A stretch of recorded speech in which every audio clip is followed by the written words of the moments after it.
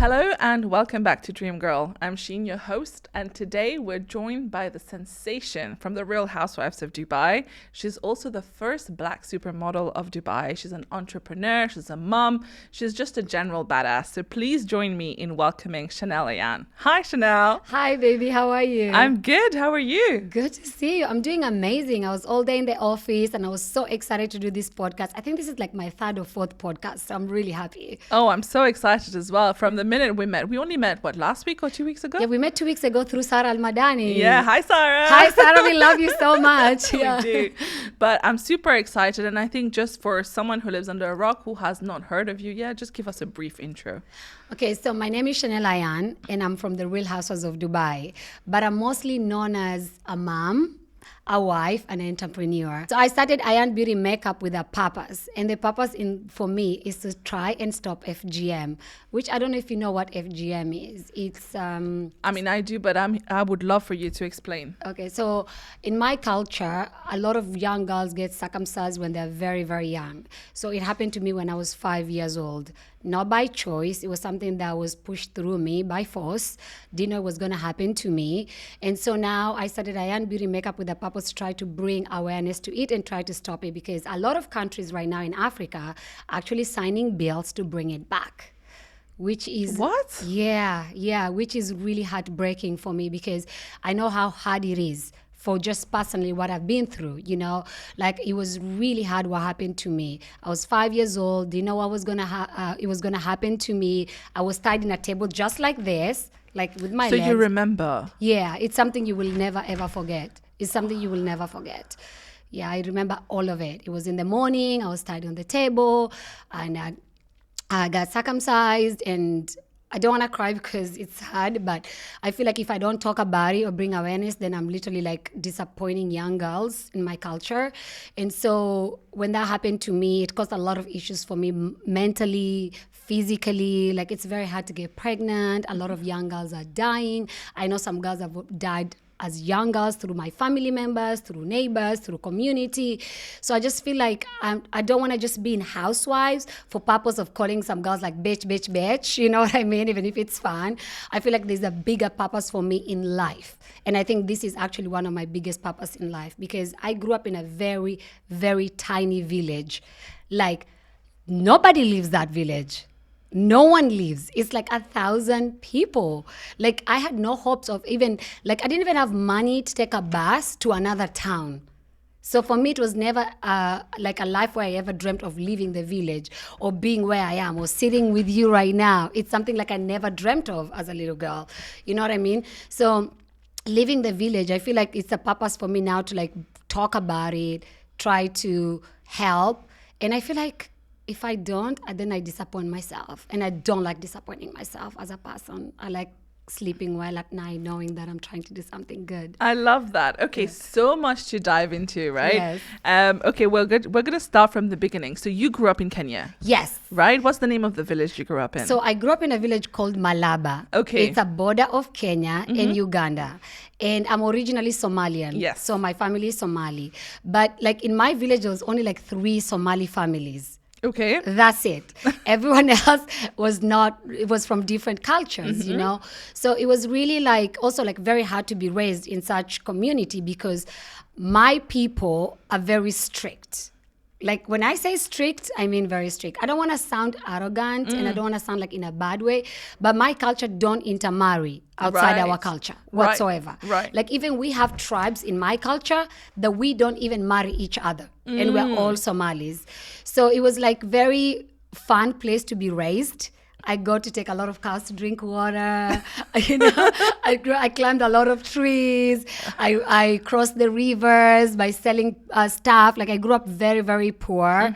Oh my God, I'm all over the place. But basically, I grew up with 10 siblings in the same house. Wow. Yeah. My dad has 30 siblings. Not my dad. Me, I have 30 siblings. You have 30? 30 siblings that I know of. And the rest I don't know. My dad is a very active man in the village, okay? So what number were you in the 30? I am, from my mom's side, I'm number 3.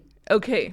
Yeah, from my So you're mom's side, quite I'm number 3. the eldest. Yes, basically. I'm eldest. Yes, Yeah. and then so it's a funny situation growing up in a village where I grew up, because one day my dad is friends with my friend's mom. 2 weeks later, 3 weeks later, 9 months come, I have a sibling from there. So my dad literally has so many kids in the village.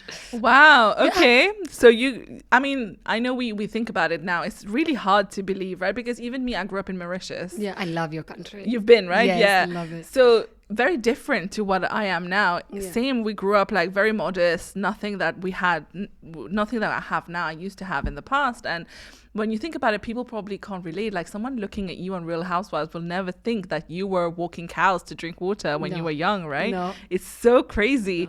But that just shows the jump that you've made. Yeah. And you said you eventually managed to leave the village, right? So Yes. what brought you to actually leave? So when I was younger, I was 8 years old or 9, is the first time I ever saw TV. Okay. And then I watched a movie with Van Damme, which recently I actually met him. Okay. Which is insane. That's crazy. I had a crush on him. Right. So when I saw Van Damme, I always thought like, you know what? I need to marry international. I cannot marry local. I need to get out of this village. There's something bigger out there that I've never seen. Like I saw tall buildings. Okay, I saw like roads. I saw like movies. Like I saw how people dress, how people live their lives. And as a young girl at 8 years old, where my mom was like, which I now know, my mom was depressed because my dad left him with so many kids. She couldn't be able to take care of all of us.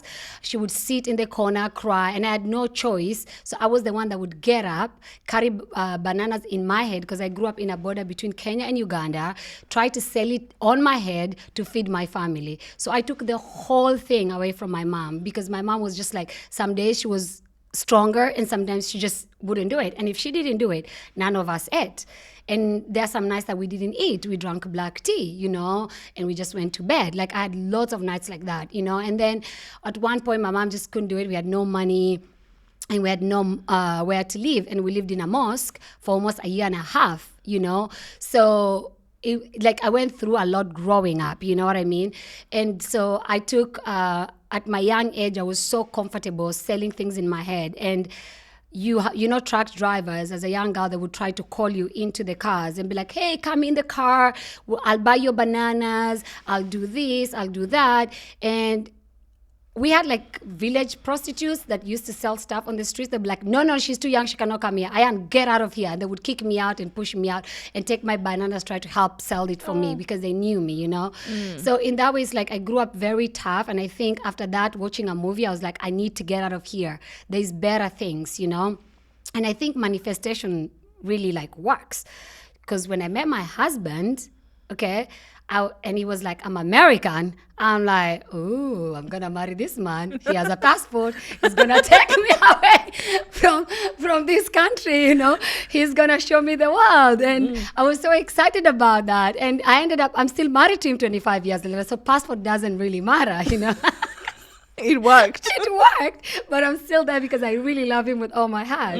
And so I feel like my husband was like a sent guidance and a sent by God for me, because I just went through so much, and being with him has always made my life lighter. He's like I don't know how to say it. He's like my guidance, like he listens to me, he understands me. Anybody married to me, they need an Oscar, because I'm a lot, So yeah. Oh my God. So did you meet him in your village? No, I met him in the city, in Nairobi. It was 8 hours. So basically, I got in trouble fighting with my friend in a village, okay? As I usually do. Shocker. Yeah, so I ran away to the city where my sister Ifra was living and going to college. So I lived with her, and then she was like, okay, let's go out for dinner, and I just graduated. And she's like, come with me. So we went and I met my husband. The first night I met my husband, literally the first night, it was just like, I remember till this day. I took my son to show him where I met my husband, No. Yeah, the first place, I know it sounds weird, but the first place where we stayed in with my husband. I'm like, that's where me and your dad hang out when we first met. I feel like I tell my son everything because like I know nothing about my mom and dad. Nothing. They're very like They didn't talk to their kids about they don't that, talk right? to their kids about anything. Like literally they own like barely nothing. So I feel like I tell my son everything so he knows my journey in life and what I've been through. And even if it was not like a good thing or bad thing, I'm very proud of everything that I've been through in life because it changes me and makes me a better person, try to help in life. Of course, yeah. And how old is your son now? He's 18. He's 18. Yes. Isn't he following your path of also being a model Yeah, now? he loves modeling. Yeah. No way. Yeah, he loves it. He wanted to take a year off school and now he's like, you know what? I think I want to go back to school and study business. Yeah. Yeah, I mean, that's good. But, okay, this conversation is going at 100 miles. I know, I told you I talk too much. That's why I'm starting a podcast talk. Ayan talks a lot. Oh, I can't wait for that one. But I'm going to drag you back a little Yes. bit because I think that you have very bravely spoken about FGM. And I think it's such an important topic because I think us African girlies, we grew up knowing what it is. And you've actually been through it. Yeah. But I was shocked that when I mentioned it to a few people, nobody had ever heard of it. And very highly educated people who care about a lot of things, but never heard of it. Yeah. So I think it's very important what you're doing, especially raising awareness about this, that it doesn't happen again. But if you were to explain to people, why does that still happen in today's time? And you were saying they're trying to bring it back as well. Yeah. Why are they such why are they protesting for this? Okay, so I never spoke about it, FGM ever, because I was always like very embarrassed by the situation. I think that's why a lot of people don't talk about it, okay, because you don't hear about it, because a lot of people are embarrassed by it or think it's a normal situation because we come from that culture. So like they think it's normal, right? So for me, when I was in Housewives, I actually went with our common friend Sarah to do hypnotherapist. And then the woman asked me, like, what happened? Can we talk about your childhood? Start from age 1 to 5, 5 to 10. And I just don't know what she did to me. And I just broke down and talked about it. And I remember when I talked about it, I actually tried to tell Bravo to remove it because I was like, I don't think this is something that I want people to know about. I'm not ready to talk about it. And then time passed by. My husband, my sisters, like my friends were like, Ayan, maybe this is what you're supposed to do. You know, maybe you should let them air it because maybe it will bring awareness. Because my husband's like, no, people don't know about this. You know, Taj is like, people don't know about this. Tony's like, people don't know about this. So maybe people should actually know about this. So that's why I talked about it. And I think the reason for me, why I know it happened to me, is because they want you to get married as a virgin. It's to remove sexual desires from women. A lot of men in my culture eat something called cat. So when they eat it, they don't really, I don't think they have so much feeling. So I feel like that's the way to control the women. So you don't sleep around, you don't have desires. So you're being used as a body, like to carry babies. There's no pleasure. To be honest, I've never had any of my aunties or my cousins or my mom or anyone I ever known in my culture that ever speaks like they enjoy sex. You know what I mean? It's not something we talk about. Yes. It's not something that you go like, oh my God. Like the first time, like sometimes when I watch movies or TV shows and I see, even now, 2024, and I see the girls talk about how sexual they love Pleasure, this, yeah. and they love it, and how they enjoy it. I'm just like, oh wow. And it's 24, I'm like, oh wow, good for them. But I'm like, wow, they're so open about it. You know what I mean? That's like, how does that feel? You know, I asked myself, how does that feel? Because they're like, oh, I want to just, I'm like, oh, good for you, girl. Good for you, girl. Because I'm like, that does not go into my head whatsoever. It's not something like I know about, you know? So which is like, makes me question again. It's like, why don't I have that? Why don't people have that? Why don't people in my culture talk about it? Why are we not open about it? That's why I feel like talking about FGM, trying to bring awareness to it and try to stop it for young girls. I know, babe, girls die. Yeah, because it's not done in the best conditions, right? No, I had no anesthesia. What? None? Nothing. I had no anesthesia. I had no medication. I had nothing. Nothing. You know, and then it's not like, so when that happens to you, it takes like weeks and weeks for you to heal. You know, if you cut, like if a woman gives birth now and you pee, you know how painful it is? Exactly. So imagine that as a 5-year-old girl with no medication, you don't know what's going on with you. You don't understand it. And it can get infected, right? But I was infected. I was very, very infected. It was really dangerous. I was so hot. And nobody really goes like, are you okay? You're so hot. You're not feeling well. They just think you're going to be fine. And if you're not fine, it's fine, I guess. People die. It's normal. It's I have just no another idea. girl dying. Yeah. Yeah, it's not okay. It's really fucked up. It's really, you know, because I don't know. It's really fucked up. And that's why I feel like it's so important to me. As much as sometimes I get embarrassed by it, it's so important to me because I feel like I come from a tiny village and now I'm in Dubai talking a podcast with you. What is my purpose in life? Yeah. My purpose in life is to be beautiful. Yeah, I was born beautiful, criminally beautiful. Yeah, but it's not- exactly. yeah, exactly, from you. But it's not everything, you know. There's bigger picture in life for me. You know, I feel like I'm anointed in a way that, not anointed by God, but I feel like I'm anointed like in a way that like you're chosen to have this platform. Why are you in this platform? To wear couture? No. To be funny, yeah, you can bring happiness into people's life. I love that. But there's bigger than that. And I think my bigger purpose is to end FGM and bring awareness to FGM. I love that. And is there anything people can do to help or to educate themselves? Yeah, absolutely. Because a lot of people don't know about this. When my episode airs, I saw on Twitter like, what is she talking about? What is going on? And then I got a lot of messages from women. They were like, oh, this happened to me at this age. I cannot have babies because it can affect you. I'm depressed. I'm so sad. And it's not like something that just happens one to you. Like I have to shower every day, right? I have to go to the bathroom. It's something you have to feel every day of your life. It's something you wake up in the morning, sleep with it every single day. Yeah, and sometimes I get really, really badly depressed from it because it's like it doesn't balance. Your body is not balanced, right? So it affects you mentally, physically. Like sometimes, like my husband would be like, wanna have sex or something, and I wouldn't want to have sex for like 2 to 3 weeks. My body just wouldn't let me. You know what I mean? And then sometimes I would be okay with it, you know, and then sometimes I'll completely be not okay with it. And sometimes, like literally, honestly, goddamn honest, I'll be like in the middle of it, I'll be like, honey, I really cannot right now. Like my mind shuts down, and then he's like, oh, of course, like being married to him 25 years an angel. He's like, of course, absolutely, he would hug me, he would make sure I was okay. Like, thank God that God gave me to him because he really understands it. So I feel like it's like, I don't want that to happen to young girls right now, that they didn't choose this. Like I didn't choose this.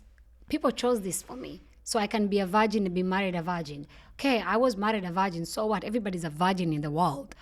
We're all virgin at some point, right? And then we're not. Yeah. You know what I mean? So I think the purpose of pleasing men, or if you get married in my culture, you have to have a white bed sheet. I don't know if you know this.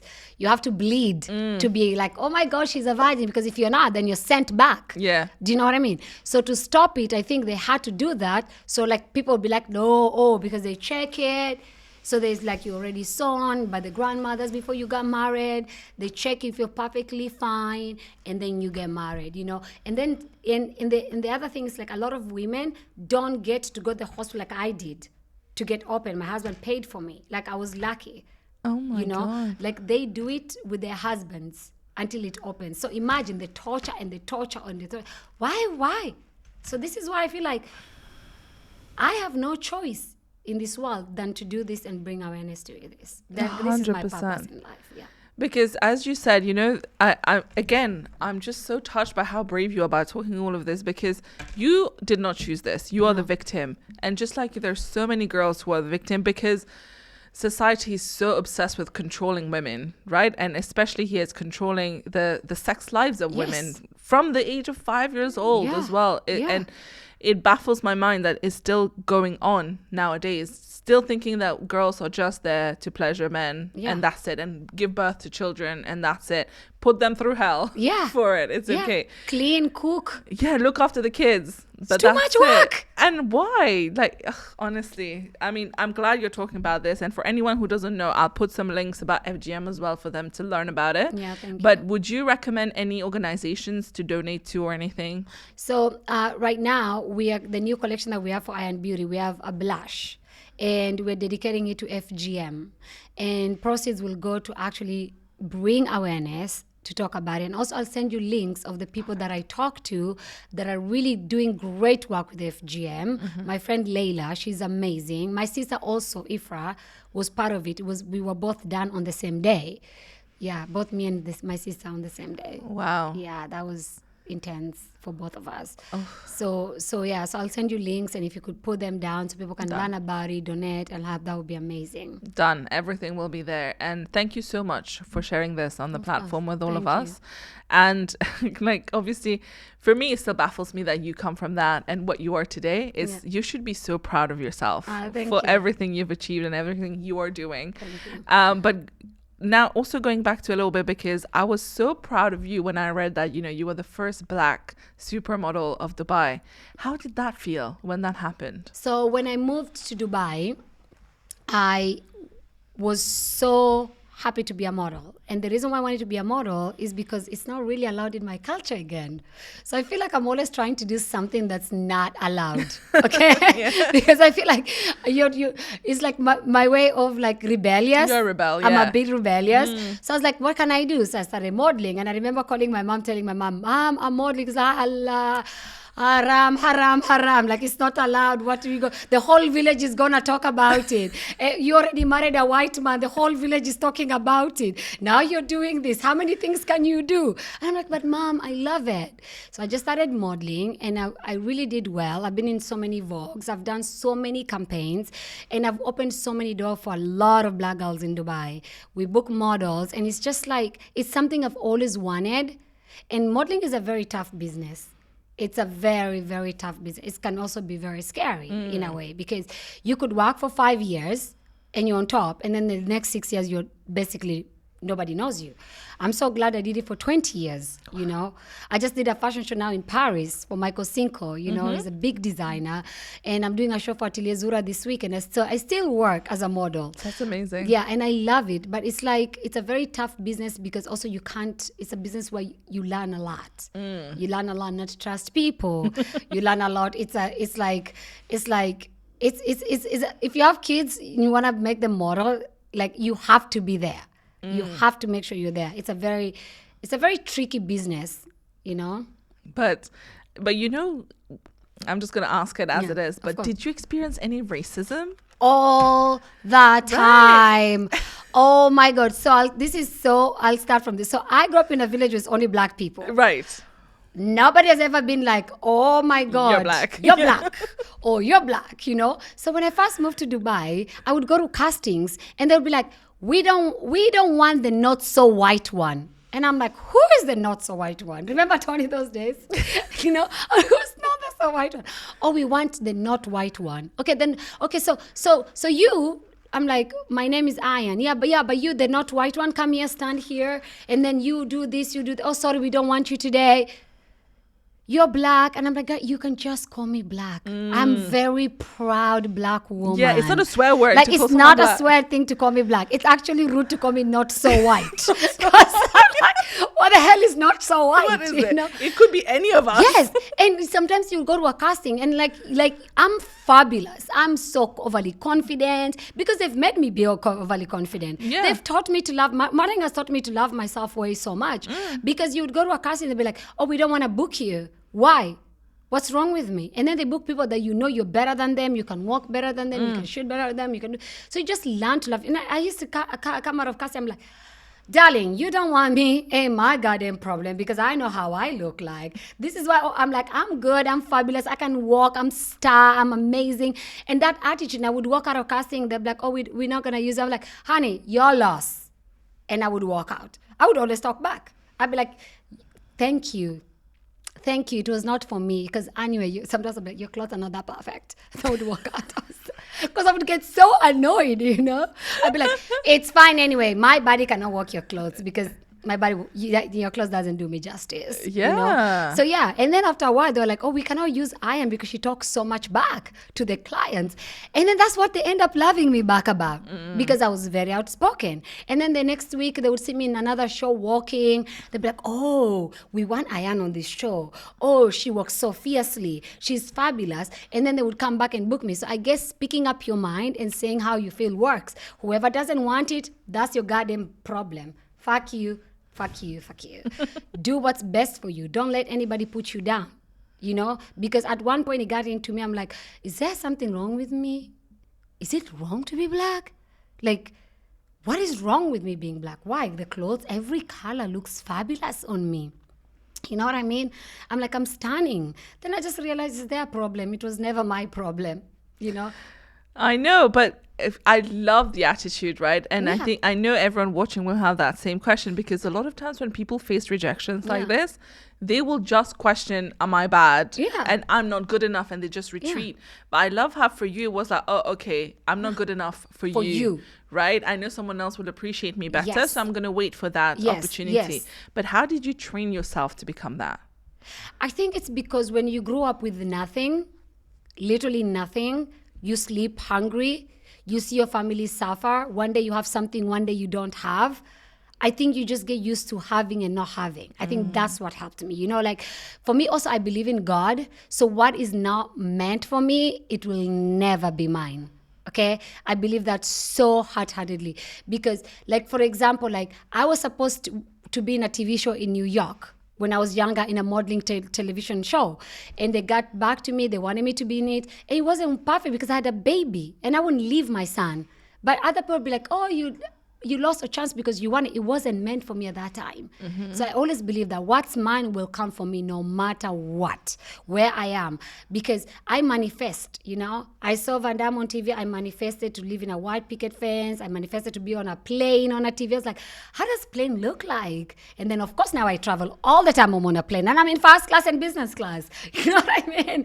You know? Yes, So, girl. Yeah. So it's like everything you want, it's yours if you want it. I really believe in it. Like you want it, you feel it, you believe in it, it's yours. And if it's not yours, it's perfectly fine. It was never meant to be yours. You were never meant to have it. And if you had it, you were never going to be happy. Because sometimes I want something so bad, and I beg God for it, and I pray for it, and I want it, and I want it. And then I get it. It's not what I wanted. It turns out not exactly It's what so I wanted. disappointing. It's a Yeah. disappointing situation. So let it go. Let it go with the flow. You know, get what you need to get. That's yours. And if it's not, girl, you got a whole goddamn life. Drink water. You can live until 100, you know, and then you still have whatever you want. Like, come on, man, look at me. I'm 40s. And now this is like my life is literally starting. I'm a housewife. I'm an entrepreneur. I own Ayan beauty makeup from nothing, selling bananas in my head in my 40s. So every person has their time. Just believe in yourself, work hard, and surround yourself with amazing people.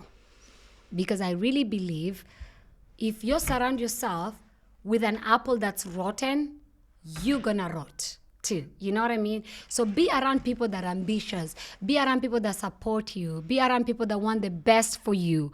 You know, like people who want to bring you down, cut them out. God damn it, you came into this world on your own, naked. You're gonna go back by yourself. Don't be attached to people that are not good for you. I really believe that with all my heart.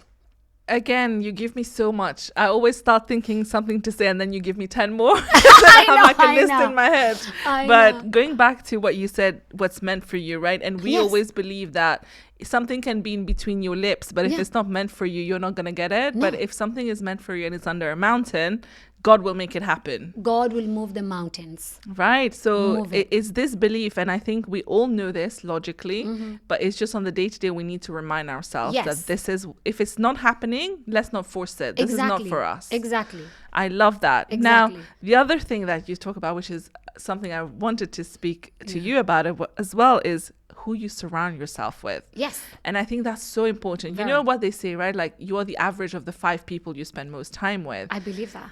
And one issue I think we all face, especially you tell me, because your life is public. Yes. Your fame is public. Yes. Everyone sees what is happening to you.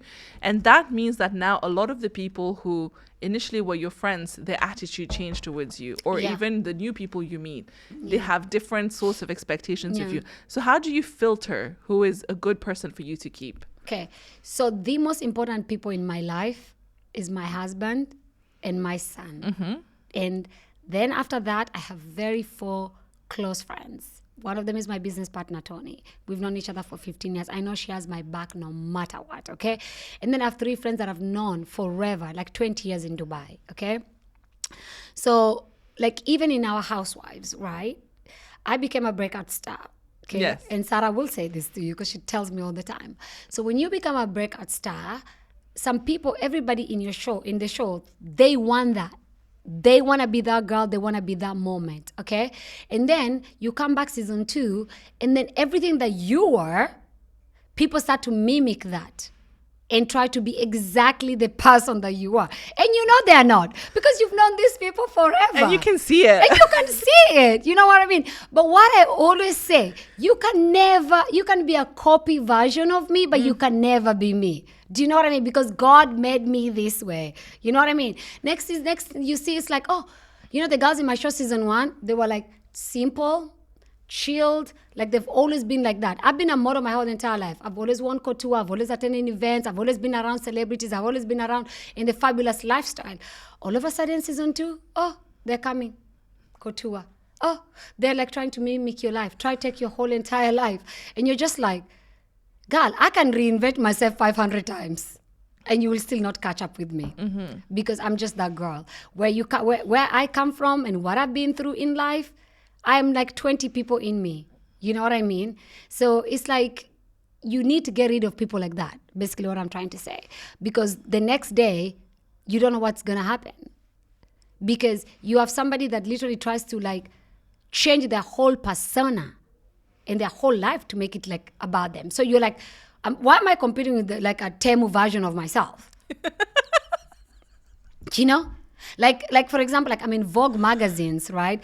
I'm in Vogue, I'm walking shows, I'm wearing couture, I'm a makeup, I own a makeup line, I do this, I do that. The next day, you know, some of my castmates literally, they take the Vogue logo and put it on their picture. Stop. Seriously, wallahi. They put it on their picture like they were in Vogue. And then I get messages from my Vogue editors, they're like, we don't do that. And I'm like, so embarrassing, okay? Or they will be in a magazine that's online, like I've never heard of it. Even as a model, I've never heard of it. I'd rather put shit in my face. But then again, they have to do that to try to be in my level because I'm in different Vogues, you know what I mean? But it's like, that's my life. I've been doing that for 20 years. You worked hard to get there. I worked hard to get where I am, you know what I mean? And that's why it's like, I don't want to be them. I don't want to be nobody. I want to be myself. I'm very happy to be who I am and very proud of who I am. All the ups, all the downs,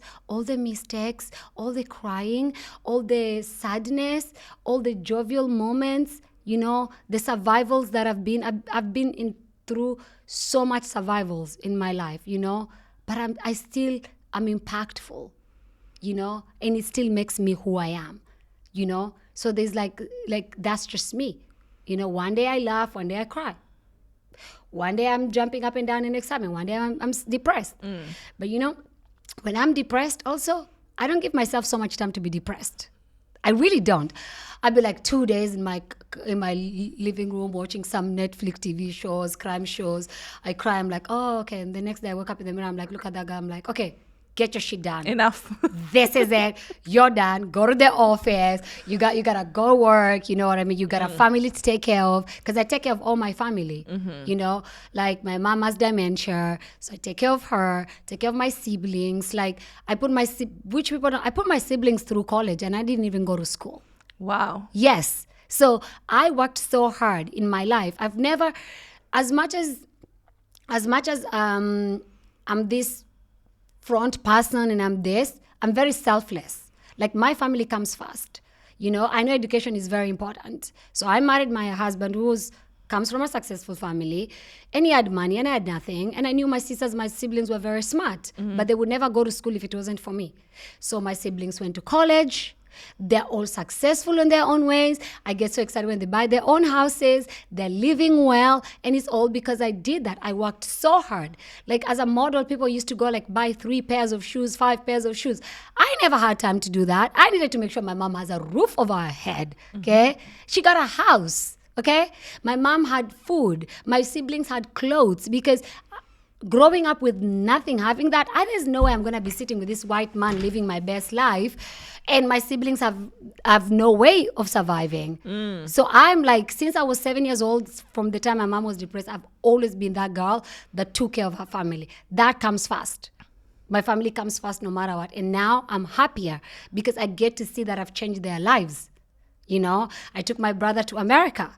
Okay, he lives in America. He went to university. He studies. He has a good job. Now I started a trucking business for him. Bought one truck for him. Now we have three. We just keep going and going and going, and that's what happiness is for me. My family, because I know us sleeping in a floor with no mattress, with just a bed sheet, while your dad has like 5 other women on the corner that he's taking care of and forgets about you guys. So I know that pain. There is no way my siblings will ever go through that pain for as long as I'm capable of helping.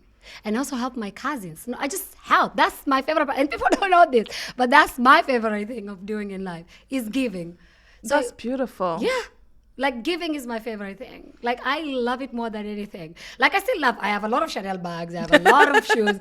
I live in a nice house. We're only human. Yeah, we're only human. But still, like, I still have to think every month before I buy anything. I have to think about my family. It comes first to me.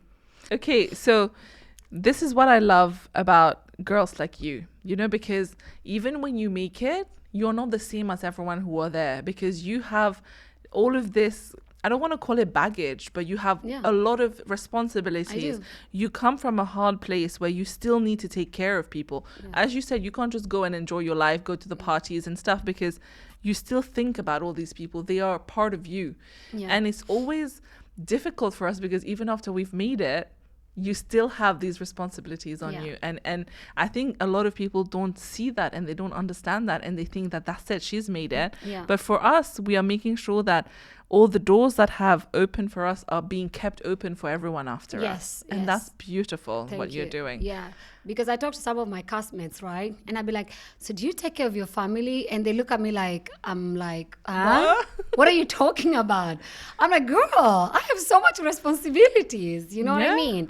Like I have a mother who has dementia right now. And that's painful situation, and I have to make sure she's okay every single day of her life. Medications are so expensive. I'm trying to do both natural and like medication, you know what I mean? And people see me like, oh, this girl walks around, she's fabulous. Yes, I am goddamn fabulous. Don't get it twisted. But there's so much of me that is who I am, you know what I mean? And it's like I don't sleep well knowing that my family hasn't eaten, because I would never allow them to go through that ever again. Like ever. I know, but that's what's beautiful about the journey that you've had, right? It's like it's stopping you from becoming this hollow, shallow person who only cares about validation and everyone around you. You have something so much more meaningful in your life that you're working towards, and that's beautiful. But how did you find, I'm going to talk about the question that probably everyone has, how did you find being on reality TV? So when I was a model, okay, to compare it with what I know. So when I was a model, right, I traveled a lot as a model, right? You just get on a plane, go to your job, come back home. Like my biggest issue was like, am I going to open the show or close the show? Because that's the big deal, right? It's like Housewives. Of course. Because, like, again, I'm the center stage. Yeah. It's very important, right? I'm very competitive when it comes to stuff like that, because modeling can make you a bit competitive, right? So my most important thing was for me, like, either you're going to close the show or open the show, and how many dresses you're going to have. But I never had that, like, I never, like, felt like I was never going to open a show or close the show, because it came natural like 80% of the time, because they say I look like Iman, the supermodel. You do. So all the designers be like, oh my God, you look just like Iman. Oh my God, I got so many jobs because of that. And I asked her, do I look like you? She goes, yes, you do. So that helped me a lot, you know. So after that, you finish modeling, you go home. And it's done. Then you go again. Yeah. Housewife is not like that, which I had to learn. Girl, it's a lot. So you film for 3 months, right? And you're with these people for 3 months every single day of your life, okay? And you don't know what's going to happen. You have no idea what somebody's going to say or do, okay? It's all real. There is no subscription. There is none, okay? Yeah. So you just go there, maybe I come like, hi, babes, how are you doing? You're like, good. I'm like, oh, I'm so excited to see you. Yeah. You're like, yeah? what did you do with that message? And you're like, okay, you're like, oh shit, Wait, what's happening? What's just happening right now? And you have to deal with it, Yeah. Like for me, like this season, in the end of the day, it's a job. This season, I played something called voice note. Okay, so it was a voice note that was supposed to put Sarah and Brooks in a trouble, right? Yeah. So we were out, and they don't show the whole entire conversation. They show 1 second of it, right? So we are in lunch, me, Sambri, and Taline, we're out for lunch, having fun, and then they're talking bad about Brooks. No, I don't want to say Brooks' name. They're talking bad about one of the girls in the show. So I'm like, oh my God, we're having fun. And I'm like, I have this voice note. So I play it. So then I'd say, do not play it. Then I go tell my best friend that I played the voice note. Yeah. Okay. So she's upset, but she's not like deeply upset. Okay. She's just like, oh, whatever. We're filming. And she sits down and she goes, what voice note are you talking about? I don't trust you. And I'm just like, you don't trust me about the voice note? I'm like, but you know about it. But then I'm like, as a best friend, I'm really upset that she knew about it saying that. But also I'm like, she's doing her job to act like she doesn't know about the voice note. Right? And then we're good filming the whole entire time. We're good filming until the end of the season. And then we have this scene where I'm supposed to do it with a finale with somebody, because when you film finale as a housewife, it's a big deal. Of course. In the end. So it was my party with Stanbury. And she did not want me to have that party. She was, it should be me. It should not be you. And that's the thing with her. People don't understand. Everything has to be about her, and she tries to tone me down. And I think it was my fault to try to make her do the same thing, to always impress her and always do things for her to make her happy. And then I was just like, but babe, you just had Bali. They cannot give you 2 parties. You just took us to Bali as a cast trip. Yeah. Now it's my turn. Oh, she came in and it was so dramatic, and they cut all of it out. You don't see it. And they made me look like I was not taking accountability for the voice note. And you're sitting there, I'm just like on TV. This is not what happened. This is not what happened. You sing 1 minute of it. And then people are like, oh, you should not play the voice note. Yeah, I know that. But you guys forget this housewife is a job. Yes. It's a job. You need to create the drama. Yes. And not even that. Even if we were a group of friends and my other friends saying something about it, I would be like, yeah, but that other person also said this. Yeah. It's normal. You know what I mean?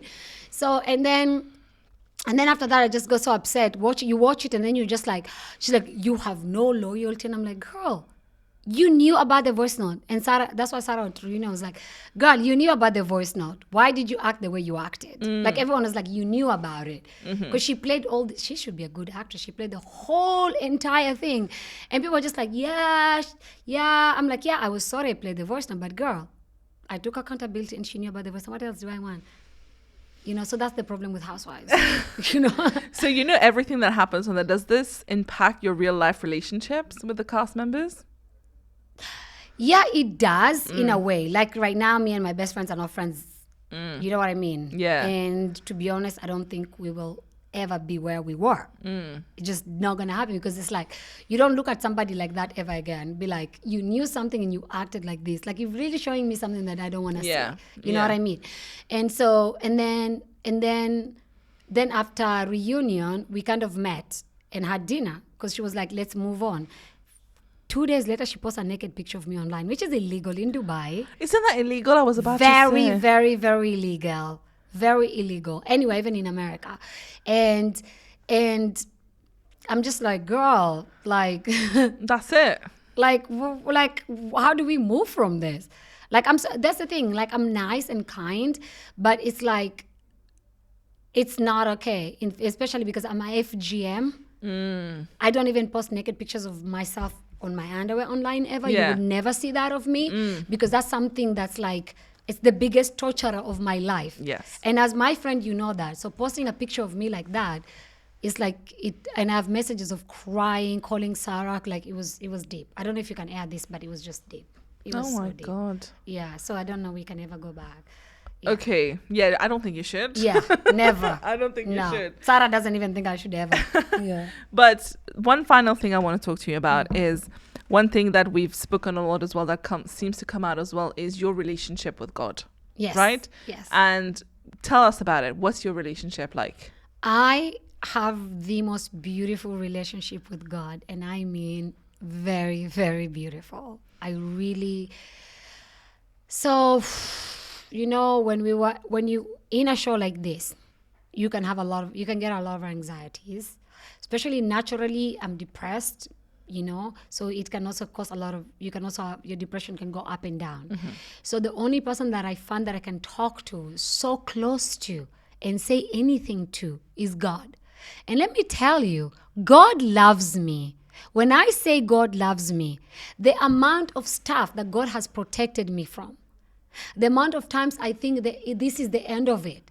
This is it. I can never come out of this. I would never be. I literally sit down, cry to God, and God always has a way to make it for me. Prayers matter. Having a relationship with God matters. My mom is very close to God. So close to God, and I think I learned that from her. You know what I mean? I would say God is my best friend before my family. I'm that close. I'm very spiritual, very, very spiritual. I believe in goodness. I make mistakes. Sometimes I'm very sinful. Yeah, we're human. But I don't have like I don't have anyone in my heart that I hate, ever. Even if you've done something to me, I always try to figure out how to forgive you, because I want to sleep peacefully. Because I always wonder, what if this is my last day? I want to go in peace. I want to go with love. I want to go with kindness in my heart. That matters to me so much, man. So much. You have no idea. Like, I sleep like a baby. I don't sleep going like, I want this to happen to this person. I want this. No, I don't have that in me. I love my heart. I love my heart. And I know that you have to love yourself to love other people. You know what I mean? And if you don't love yourself, you cannot love other people.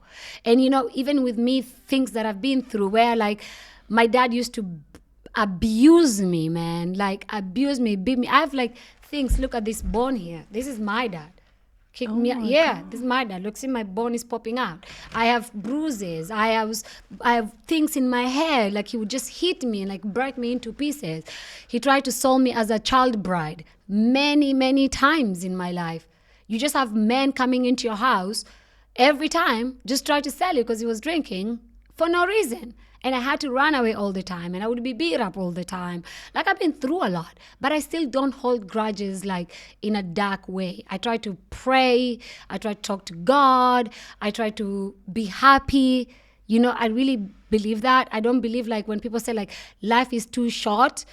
I don't think life is too short. I think like life is what you make it be. You can be here one day or 10 days or 500 years. Is what you choose to do with your life. It's how you feel about your life. It's how you want to see yourself in life. You know what I mean? So if you go to bed at night sleeping knowing that you've done the best you can do, it's good. And let me tell you, nobody lives in my head. Nobody lives in my head. Nobody can afford me. I'm broke in my head, but you cannot afford to rent in there because I already have 10 people that I deal with every day in there with my past lives of what has happened to me. So it's like, I don't need anyone in my head. You know what I mean? Like, you can try to bring me down. I feel sorry for you that you have to do that to me. Because it makes me feel like you're so insecure with who you are. You're not comfortable with who you are. You're not happy with who you are to try to hurt somebody and bring somebody down. Okay? I like to joke and be like, oh, your clothes is ugly or this, but you will never see me go deep down and cut people's lives. I will never do that. Like, even in my show, I can say so much that can be so controversial, and I'll have the biggest camera time ever, but I will never do that because I gotta sleep better. It's very important to me to sleep well. And also, I believe in karma. What you do to others does not miss you. And if it misses you, it goes to your children. And that child took me so long to get him. He's the love of my life. No way in hell will I ever have karma from people. And I always apologize no matter. Even if I'm a bitch, I always go, oh, I'm so sorry today I will say this, because I'm like, I just don't like making people, that's the other thing. I don't like making people feel really bad about themselves. And I'm not perfect. I make mistakes, but I always try to go back and say, I'm sorry. I made you feel that way. I love that you said God is your best friend. I Yeah. also say that all the time. Yeah. Because I'm always having conversations with God in my Yes. head, because God told us he's closer to us than our throat vein, right? Yeah. So then Yeah. God is really close to us. Very. So I always talk to him, and Ayan, looking at you and the way you speak about things, I can see God in you, right? That I relationship love is that. visible because you have so much light coming out of you despite all the thank you. darkness that you've been put through, and that's beautiful. Honestly, I didn't expect how deep this conversation was going to I'm get. a deep person. We went really deep, and I love that. And I think I will ask you for your final message that you have for any young women who are watching us today. What would you like to tell them? I would like to tell any young woman watching us is like, you are everything. You're enough. Okay, you don't need anybody's validation in life. You know who you are. You came into this world on your own. Okay, you're gonna be surrounded by people that love you and people that don't like you, but always focus on people that love you. Okay, always believe in your instinct. Instinct is so important. Feel your instinct inside yourself, because women have so much strong instinct that don't let go of it. Always look at your surroundings. Always pay attention. And just love yourself. Just love yourself, because there's nobody else in the world that can love you more than you love yourself. And I know I got a lot of it like, oh, Ayan, you love yourself too much. Girl, because I've been put down so much in life to a point where I was going to question if I'm enough. And then I had to show myself, you are enough. So love who you are. Don't try to be somebody else. That's the reason why you are you. You have your own eyes, you have your own mouth, you have your own ears, you have your own hair. You're you. Nobody can be you. Nobody can replicate you. So just stick to who you are, love yourself, and surround yourself with good people.